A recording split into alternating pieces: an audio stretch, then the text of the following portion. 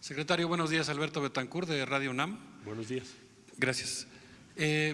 Quisiera yo preguntarle una cuestión que me tiene muy preocupado, sí, y creo que mi preocupación la comparten muchos mexicanos. Sí, señor. El origen de esta modificación en la política migratoria de México es una amenaza, como lo acaba de referir el presidente, y eso ha implicado pues que México esté adoptando una serie de medidas que fueron inducidas por la presión estadounidense. Constituyen una serie de medidas que han implicado endurecer la política migratoria de México. ¿A qué me refiero con endurecer? Al hecho de que, por ejemplo, la Guardia Nacional ha estado realizando investigaciones y patrullajes en lugares cercanos a casas de protección de migrantes. Hubo un caso. Hubo dos, ¿no? En Sonora y en Coahuila. Ha habido también casos en los que hay pues una intensificación de los patrullajes en la frontera norte. Se están requiriendo los documentos de los migrantes. Hay una atmósfera que es mucho más hostil para los migrantes ahora y que está implicando procesos, vamos a decirlo así, de clandestinización. En el sentido de que ahora los migrantes pues tienen que volver otra vez a esconderse para poder estar en territorio mexicano. Mi pregunta, secretario, es si usted considera que sería posible que México abandonara esto que podríamos llamar el modelo de la securitización, es decir, de la militarización del tema migratorio, por un modelo incluyente, un modelo de aceptación de las personas en tránsito, que estuviera mucho más acorde con el humanismo tradicional de la política diplomática mexicana. Con mucho gusto, nada más le hago varias precisiones. En primer lugar, lo que estamos haciendo es cumplir la ley mexicana. La ley mexicana dice que toda persona que esté en nuestro territorio, hoy la ley vigente, tiene que estar registrada. Si usted quiere pasar por el territorio de México, usted tiene que decir cómo se llama, a dónde va, qué va a hacer, etcétera. Lo que nos sucede a todos, bueno, los mexicanos, cuando llegamos de regreso a nuestro país. Se están aplicando normas nacionales. Por supuesto que es potestad del legislativo cambiarlas, pero hoy por hoy lo que se está aplicando es esa ley. Segundo lugar, yo le diría lo siguiente. Las personas que han pedido refugio, por ejemplo, decía yo que ha crecido 10 veces, pues no se les ha negado el refugio. Lo que se les pide es veracidad, que digan la verdad a la autoridad. Y entonces se les concede el refugio. Y pues probablemente vamos a llegar a más de 60,000, es el número más alto en los últimos años. Si fuese cierto lo que usted dice, no habría refugios en México. No habría refugios, no se otorgarían los refugios.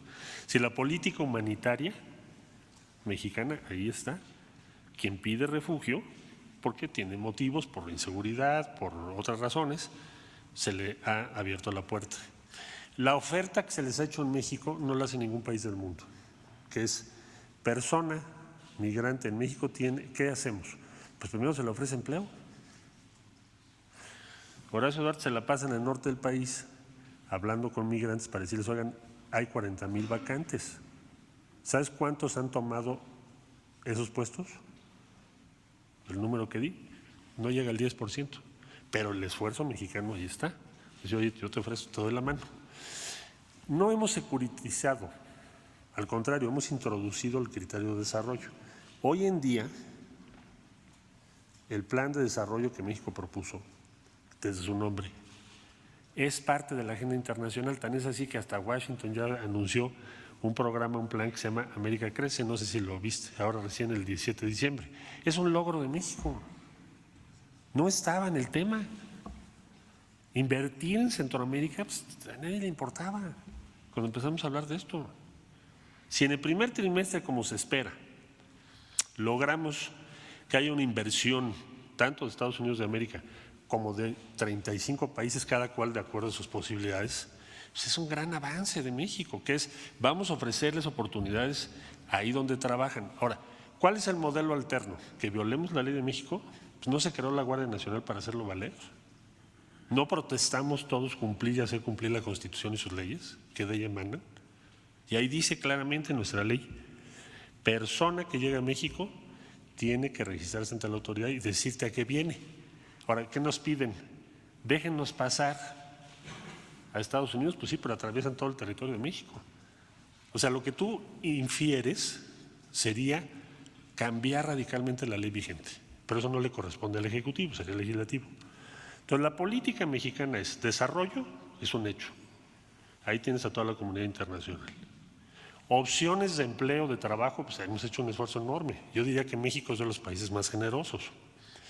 Y esa política se va a mantener así y está dando resultados. ¿Cómo te explicas, cierro, que tengas una reducción de 144,000 a 42,000 y no tienes una sola recomendación de derechos humanos a la Guardia Nacional? Pues porque se están respetando los derechos. Bueno, pero hay una profusa cantidad de observaciones que están haciendo diversas organizaciones. Recomendaciones. En relación a ese tema, aunque no sea la Comisión de Derechos Humanos. Pero entonces, ¿cómo lo evalúas? Digamos, lo que yo pues estoy planteando, y sí me preocupa que usted diga que sí es cierto lo que digo, es que lo que sí es cierto es que hay un endurecimiento de la política migratoria. No endurecimiento, no. Hay el cumplimiento de la norma. Endurecer sería no ofrecerles trabajo, endurecer sería estarlos persiguiendo o procesando judicialmente. Endurecer sería que tuviéramos un cuestionamiento a la Guardia Nacional por estuviese violando derechos humanos. Eso no está ocurriendo, compañero. Entonces, a lo mejor no estás de acuerdo con la política que estás siguiendo, pero yo lo que te estoy dando son los elementos objetivos de dónde estamos. Y no es un mérito menor para México, para la política que México ha seguido, que la discusión en el primer trimestre del 2020 sea el desarrollo de esos países para que tengan oportunidades. Eso no estaba en la agenda, compañero. No estaba. Este año no estaba y va a estar. Entonces yo creo que vamos bien, a juzgar por esos hechos objetivos.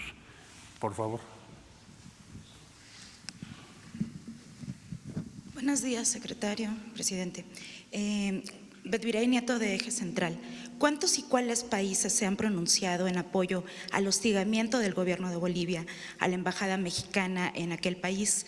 La siguiente pregunta sería, ¿cuáles son las medidas que podría tomar el gobierno mexicano por los 10,000 compatriotas que están en Bolivia? Y ya la última. Hay un diagnóstico sobre la migración de africanos y haitianos. Yo sé que estamos hablando sobre temas de Centroamérica, pero no sé si haya también un diagnóstico sobre este tipo de estos migrantes. Gracias.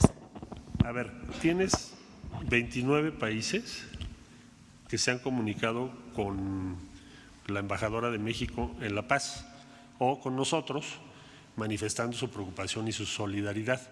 El día de hoy esperamos que haya más pronunciamientos. Es decir, lo que vemos es que la comunidad internacional va a tender en general a estar favorable a la postura de México. ¿Por qué razón? Pues porque lo que estamos defendiendo es la integridad de las sedes diplomáticas. ¿Quién en su sano juicio va a apoyar que se violente una sede diplomática? Pues casi ningún país. Entonces, no me sorprende que la mayoría de los países, entre el día 23, por cierto, la Navidad, bueno, pues muchos países no están funcionando sus sedes plenamente, pero seguramente el día de hoy tendremos más países que sí lo harán. Entonces, vamos a la Corte Penal Internacional precisamente para darle una dimensión jurídica al asunto, ya no solamente política, que es la protección a la integridad de la sede diplomática de México. Entonces, me parece que sí hemos recibido hasta ahora un buen respaldo de la comunidad internacional. ¿Son países que pertenecen a la OEA? ¿A qué? Bueno, por ejemplo, la Unión Europea. Todos los países de la Unión Europea nos han hablado. ¿Y de Latinoamérica? Casi todos, a estas horas.